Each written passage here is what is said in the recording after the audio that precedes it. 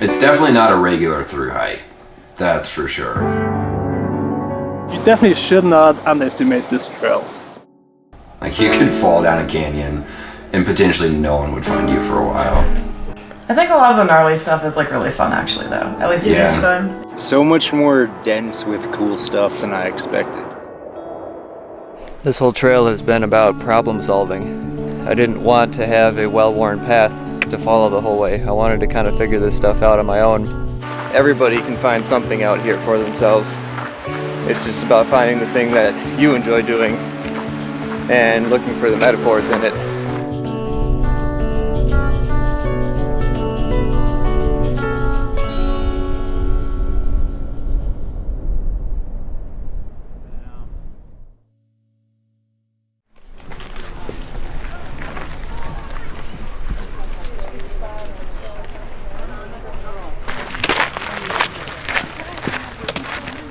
Alright, we're coming down the Bright Angel Trail, the very popular Bright Angel Trail, for our second descent into the canyon. Second out of 3. Now this is trail magic if I've ever seen it. Yeah. Cookies. I don't know who does that or why. They're covered in ants, but we're gonna eat them. They don't got mule piss on them. Yeah, they're still good. Yeah, they're delicious. What are we gonna do when we get to the bottom? We're gonna soak our beer, cool it off, and drink it. Yeah. Play on the beach. So today's a pretty easy day. You have an anchor in there too? There's a rock in there. This is the most important part. Yeah, get this one right. I'm just putting in a lot of regular knots, as my friend would say.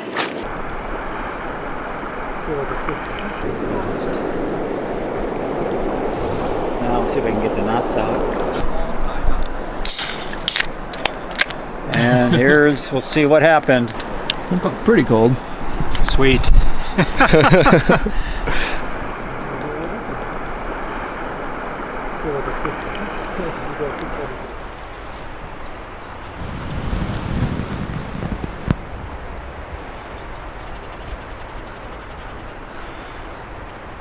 Phantom Ranch is its own little village. It's kind of amazing how much they can put down here.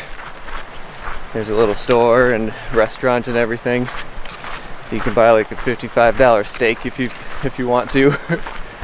That stuff is all cool and everything, but it doesn't really feel like the wilderness down here. I'd definitely like to hang out for a little bit longer, but that's not really what this trail is about. Today I'm actually going to be getting back out of the canyon and going to the North Rim. This is a rim-to-rim hike that most people talk about when they do the Grand Canyon. And then from the North Rim, we'll be dropping back down into the canyon one more time. And then that part's going to be really challenging. That'll be a lot different than what I'm experiencing here.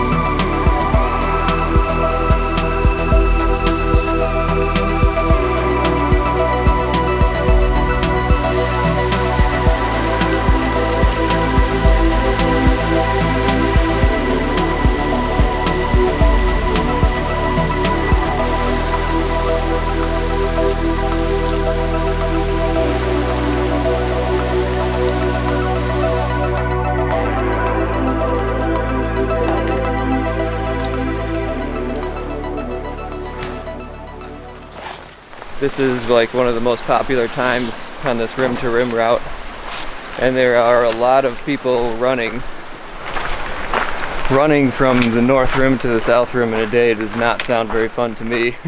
I know I wouldn't enjoy it, but a lot of people seem to like that. And that's kind of the point, because the wilderness offers something for everyone. It's just about finding the thing that you enjoy doing and looking for the metaphors in it. We all need to get, our own thing out of it. Well, it's going to be personal. We as a society have not come to terms with placing a value on our wilderness. You can't find in a school system in this country, they don't talk about how, beneficial it is for your soul.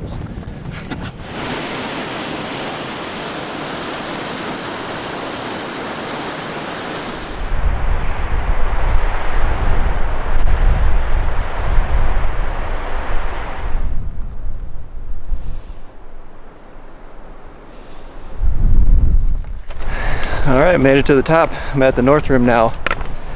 And number 2 should be waiting for me up here somewhere at the general store. So I just have to find him. Might hang out for a little bit, eat as much calories as we can before we go, and then we'll be heading out. Then it's a pretty long section coming up, about 110 miles to Colorado City. And the last leg of the Grand Canyon. This should be interesting. For this third and last ascent into the canyon, it's definitely going to be the roughest of the 3. Looks like there's going to be some really thick and thorny brush, and then some drops into these things called plunge pools. I'm not even sure what to expect from that, but they're saying that the water could be chest deep. So everything's going to get wet and really cold. But I don't have to deal with that till tomorrow, so I'm not going to worry about that yet. So 2 nights ago when we were in the Grand Canyon, it was about 80 degrees all night. Last night, now that we're up on top, it's 18 degrees this morning. Yeah, I wasn't expecting below freezing tonight. Me neither. Frost on everything.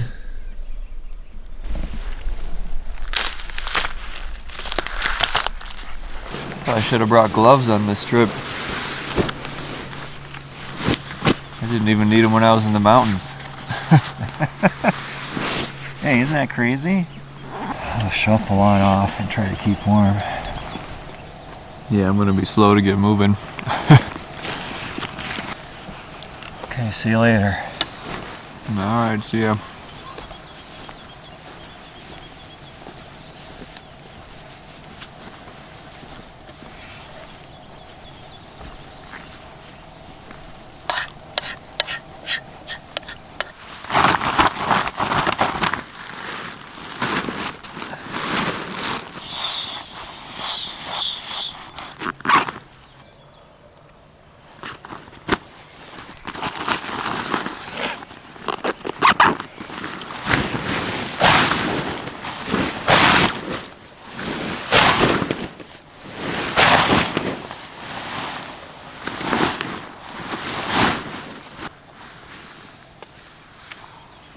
Well, at least it warms up quickly in the desert.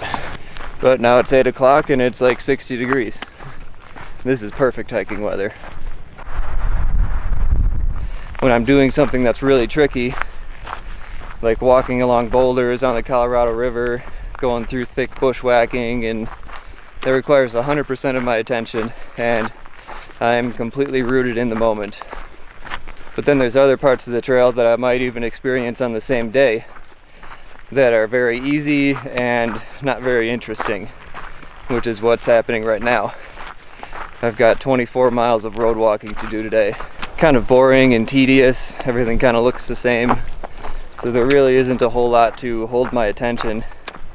And when I'm in these sorts of environments, I have to direct my own attention. If I'm not careful, I'll start trying to escape my current situation by daydreaming about all the good things that I don't have right now. And obviously on the trail, that's a lot. And that can be pretty miserable. If you're not careful, you can kind of torture yourself out here with thoughts like that.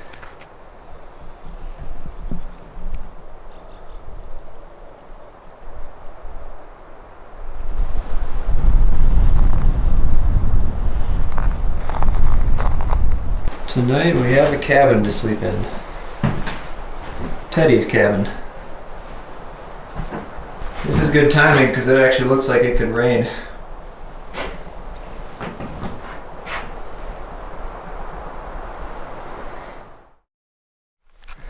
Well, today's the day that we've been anticipating for a while. This might be the hardest part of the trail. We'll see. It's a big rumor. Yeah, so far it's kind of hard to tell how hard things actually are based on people's descriptions. Sometimes they exaggerate and sometimes they don't exaggerate enough. But this place has been really hyped up. How do you feel about it? I can't wait to get started. Yeah? Yeah. Let's get it over with. In another couple hours, I probably can't wait to end it. Yeah, exactly. People are saying it took them like 9 hours to go about 5 miles. So it's gonna be slow going.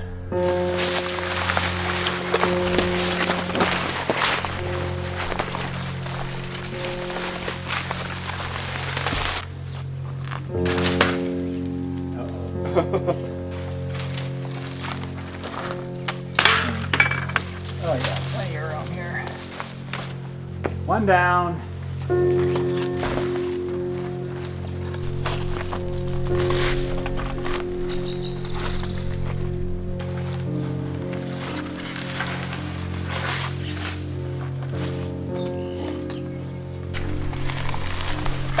Normally the only other sign of Haydukers on the trail is their footprints. Here they left some blood. Okay, so we got a canyon inlet from the right there. It's got to be this. We're in the spot.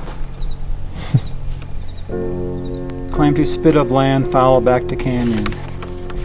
For backtrack to canyon, follow faint trail up scree slope and then contour along below the cliff to the ridge. You can follow. So there's a ridge behind that cliff. So I don't know if it's this ridge here. I don't. We got to get up there.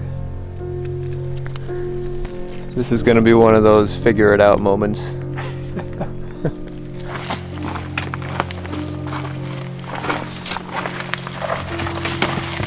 There you go. Yeah, listen for that.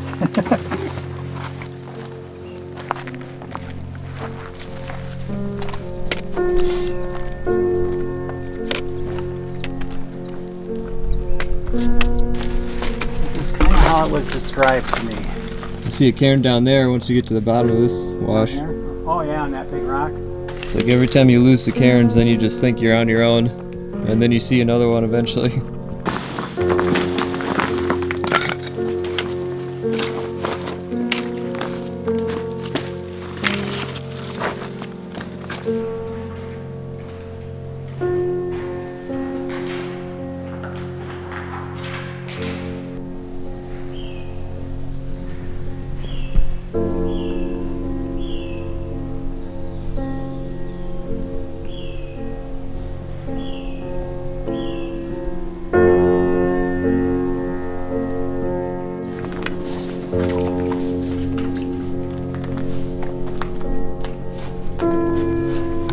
Well, in case you're wondering what a plunge pool is, this is pretty much it. Ooh.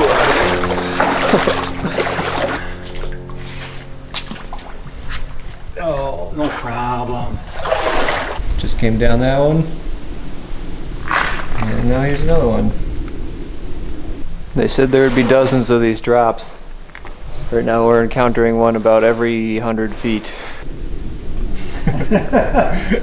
Ah, goodbye, pack. Now you're committed. This isn't as bad as I would think. Yeah. Just make sure It's you kind of don't- like a one-rung ladder.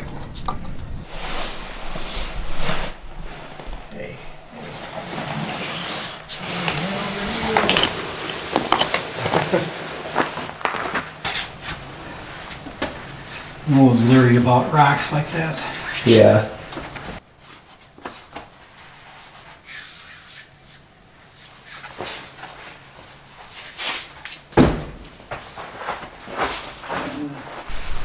That one actually was fun. This is it, what we've been anticipating for a long time. Yeah. Doing it slow. I think as soon as I hit that water though, man. Yep.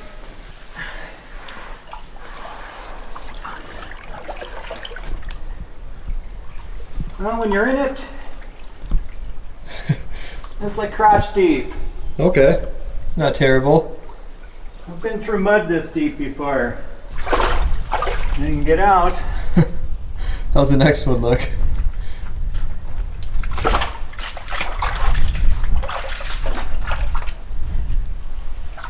Woo! Where you're gonna slide into a little puddle, and then it's the big drop.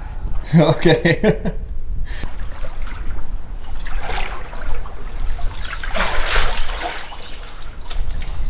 So this first pool is kind of just a warm-up, I guess. It wasn't too bad. Second pool, that's gonna be a plunge. Nice.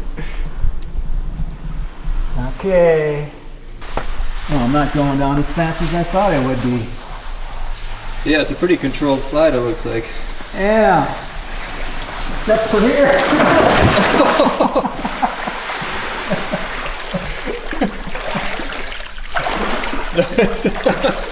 I'm going for the pack on method.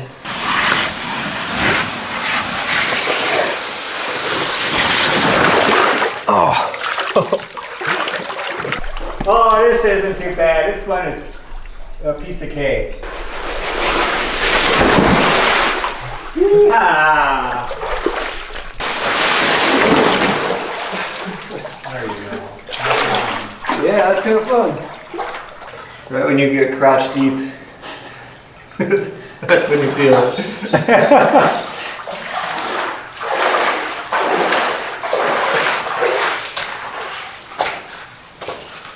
Yeah, nice and muddy. Yeah. It's kind of funny how your imagination can really blow things out of proportion when you think about things for a long time. Number 2 and I had been talking about those plunge pools for weeks. Then when we got to them, that really wasn't that big of a deal, and they were pretty fun. There's definitely still some challenges coming up, but those are kind of the last big unknown on this trail. We weren't really sure what to expect with those. It is getting really dark overhead. This could get interesting. Kind of in a narrows area too.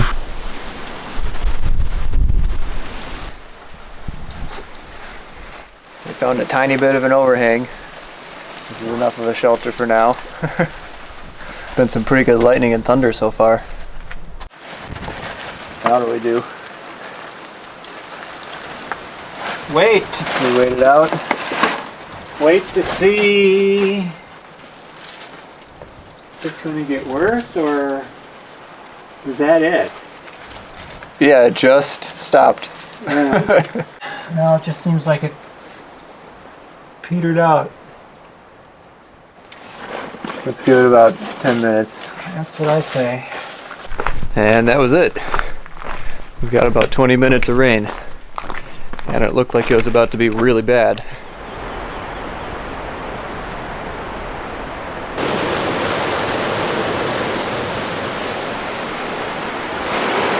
We've got no choice, we have to go down the river.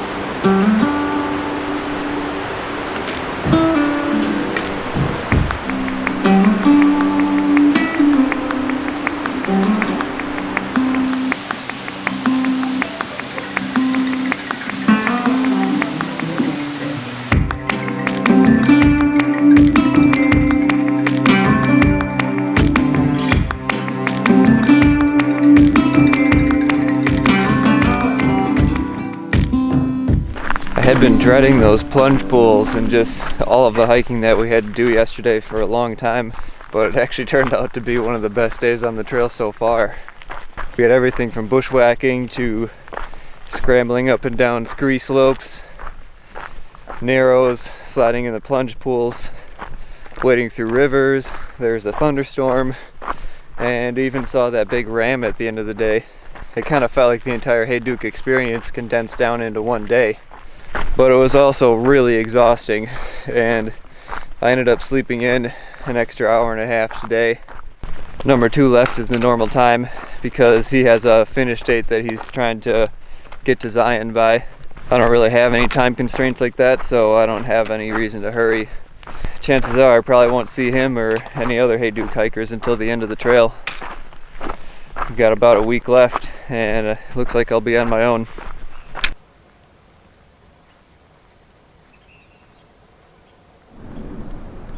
These little springs in the desert always create a really nice looking and inviting area of greenery. These are the things that represent comfort, and we can find them in regular life all over the place too. And it can be really easy to stay in the places that are comfortable, because why not? They're nice there. But even though these little areas look really nice and inviting, they can kind of be disguised as traps too. But it's important to remember that there always is another oasis out there, and the exciting part is traveling between them.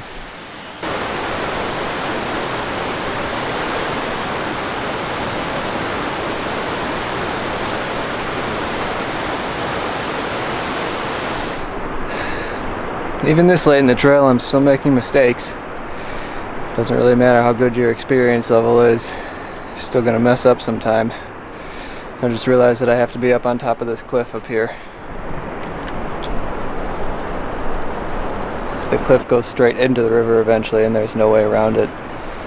So I have to go back about half a mile through this super frustrating and tedious boulders. Just a stupid mistake on my part.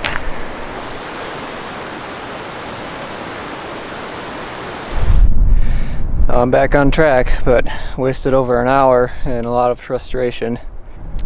I think my ego got in the way a little bit, and I thought that I could find a little bit better way than the way that the guidebook described. But the wilderness has a way of putting me back in my place whenever I step out of line just a little bit. I think today's the hottest day so far on the trail. My watch says it's 112 degrees. I've seen it as high as 125 when it's just sitting in the sun. Even though I have sunscreen on, it actually feels like the air is burning my skin. I can't stand in one spot too long because I can feel the heat from the rocks coming up through my shoes. When I'm stressed out because of external factors, I find that I just don't think through things very clearly. And that may have played a role in the mistake I made earlier. Even though that set me back over an hour, I still took a break and I found some shade, drank some water, and ate something just to try and cool down and calm down a little bit. Now I'm just coming off of a nice long lunch break, and I'm feeling pretty good even though it's still ridiculously hot. I've got another maybe 5 miles of this stupid boulder hopping, which is really slow, tedious work. But it's also pretty dangerous and not a good idea to do if you're stressed out. All it takes is one slip and that could be a broken ankle. I took my break, jumped in the river a bunch of times, got back down to baseline, and now I'm feeling comfortable again. So I can take my time through this boulder field and hopefully not break a leg. From Deer Creek Falls to Kanab Creek, it's like 7 miles, and it's the last part of the inner gorge. Get on a boat. I'll tell you that. Get on a boat. It's like trying to traverse this shit. It's steep, but way bigger boulders. It's all just gnarly talus. It's pitched, and it's the only place I've ever got blisters on my feet. Okay. In my life.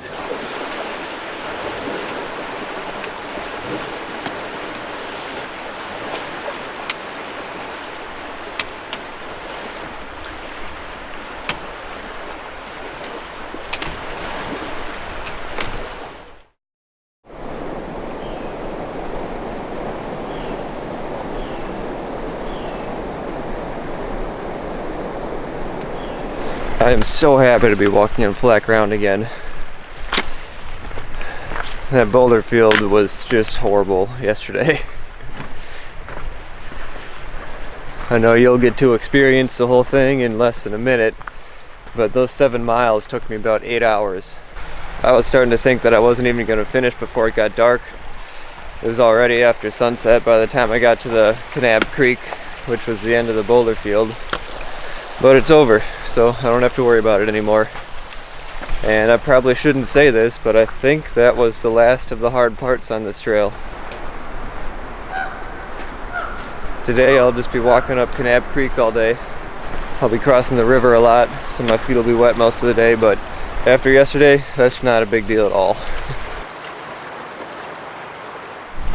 This Condensed Creek will be taking me out of the Grand Canyon, so this is my last ascent.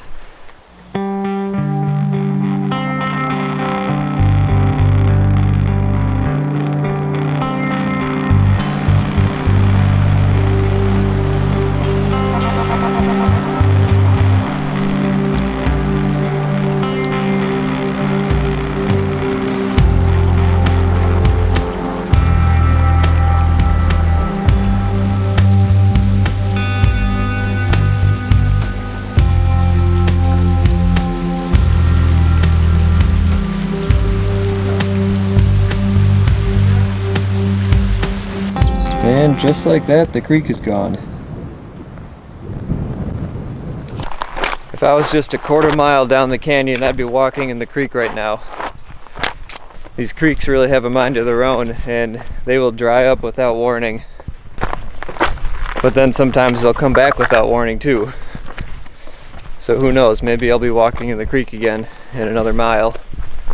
But if not, I have a spring coming up that I'm really relying on because that's my last water source for a long time. I was starting to get nervous I wasn't going to find this spring, but it's way back in the slot canyon. And then it's in a pool behind this rock. Luckily there's some ropes that'll help me climb up and over it. And that's where I'm going to get my water for the next day and a half.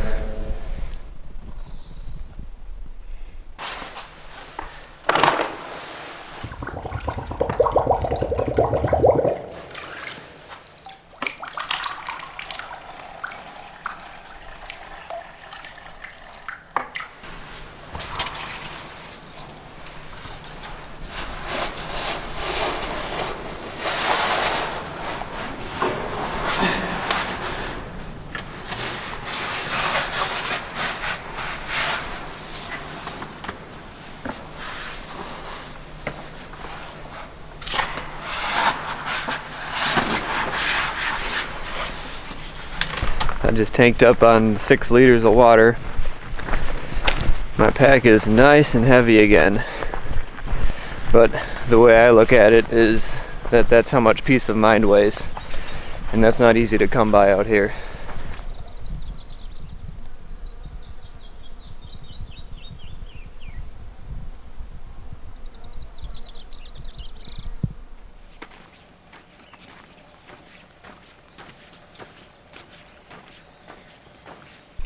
Condensed Creek is alive again. I did not think I was going to see any more water in this creek bed. I just topped off my water again, so of course I'm carrying 6 liters of water while I'm walking next to water. Seems a little redundant, but if there's one thing I've learned on this trail is that every time you dump out water, then you end up missing that water a lot. So I am not dumping out any of this water. And it's gone again. Less than a mile later. Finding water out here is a lot like finding opportunities in regular life.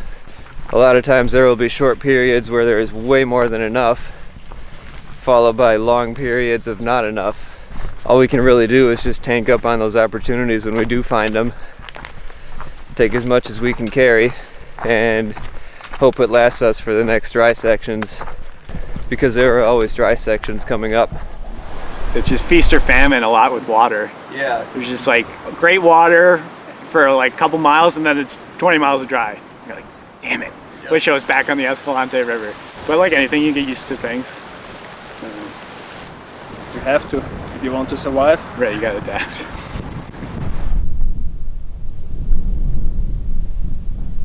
And so begins another long, hot, and dry road section. I've got about 40 miles to get me to Colorado City, and it's almost entirely on roads.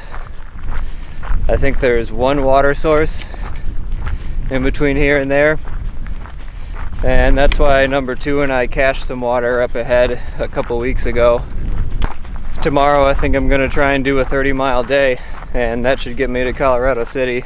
Since I'm just walking on a road and it's really hot and there's no water, I don't really have any reason to linger around. So that's my reasoning for trying to get through this so quickly.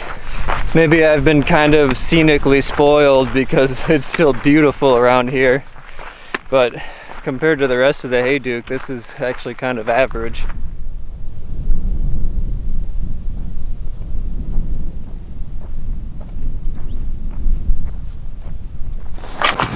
In an attempt to try and keep our food away from the rodents, we put our food cache in these 2 overturned barrels.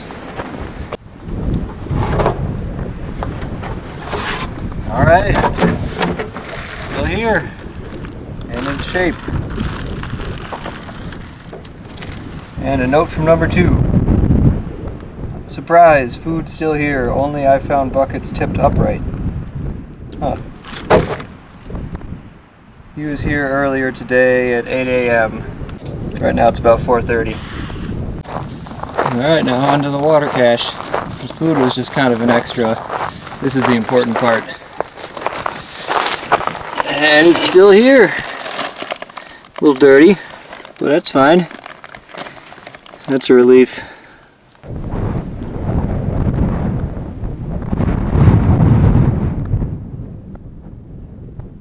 A little warm, but that's delicious.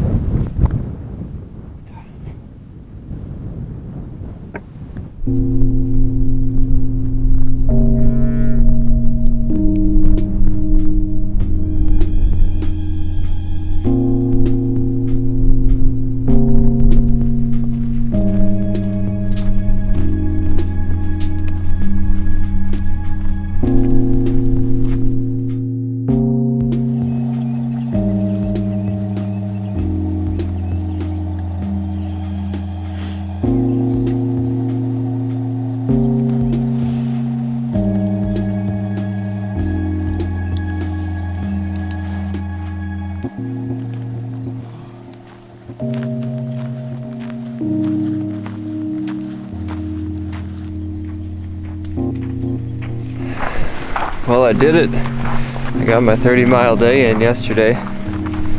Wasn't even planning on doing that when I started, but I was making pretty good progress all day. I had to walk into the night, but it was a full moon, and with this wide open space, it's actually pretty easy to see at night. It was pretty nice walking. I've only got about 23 to get into Colorado City, so it's going to be a long and pretty uneventful day on the barren Arizona strip. But it's something new. I haven't really seen anything like this on the Hayduke so far. Usually I'm enclosed in canyons or something and there's always walls around me. So it's kind of nice to be in a wide open space for once.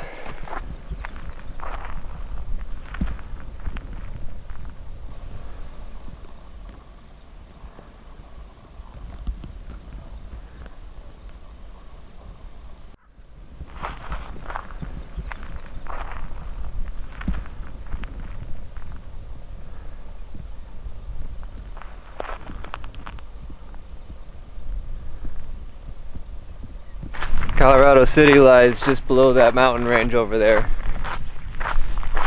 So I get to look at that the whole day. This is going to be just like when you're driving towards the mountains and you see them on the horizon, you think you're almost there. And like 3 hours later, the mountains haven't gotten any bigger. It's going to be kind of like that all day.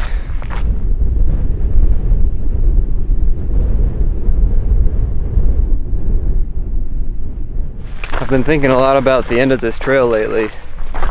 I'm less than a week away from finishing already. Well, it's kind of funny that I said already, because my perception of time on this trail has been paradoxical. On the one hand, it feels like I've been out here forever. It kind of feels like anything I did before this was from a separate life. And on the other hand, looking back, it feels like it's all flown by really quickly. It's hard to explain because time is broken up so much differently out here. In regular life, it's broken up by the weeks.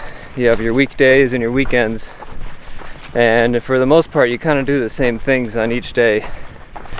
It doesn't feel like I've been out here for any amount of weeks or months or days or anything like that.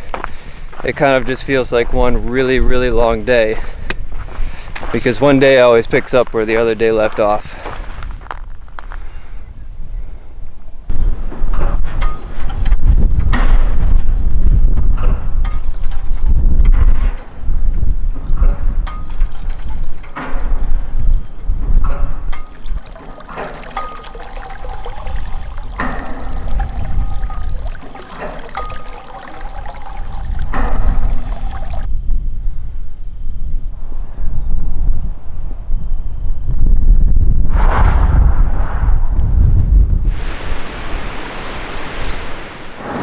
Probably looks a little bit out of place to be sitting on a nice bench outside of a liquor store.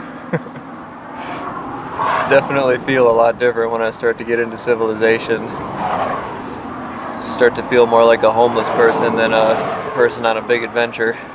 You have to be willing to stand out and have people stare at you when you're getting into civilization, and that's just kind of part of the trip. I'm still 3 miles outside of Colorado City. When I get there, that'll make it a 25-mile day, all on roads. The last 7 miles have been on highway. Including today and yesterday, that'll be 55 miles that I've done in 2 days, which is by far the most I've ever hiked in 2 days. And this will be my last town stop on the trail. From here, it's only a couple days until Zion, and that's it. Not sure how I feel about that yet.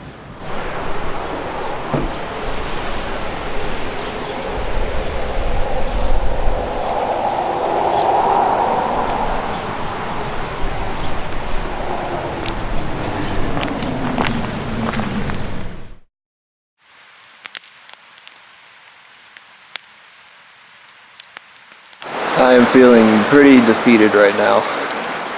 It's the second to last day. I thought I was just gonna hike through and then finish tomorrow. Hopefully I still can finish tomorrow, but I've got about 15 more miles and I have no idea how long it's gonna take to get out of this canyon. I'm gonna have to find my own way out because the Fat Man's Misery route did not work. The pools were just too deep. It was over my head at one point. I'll just have to figure it out. That's how this whole trail has been. I can do it tomorrow.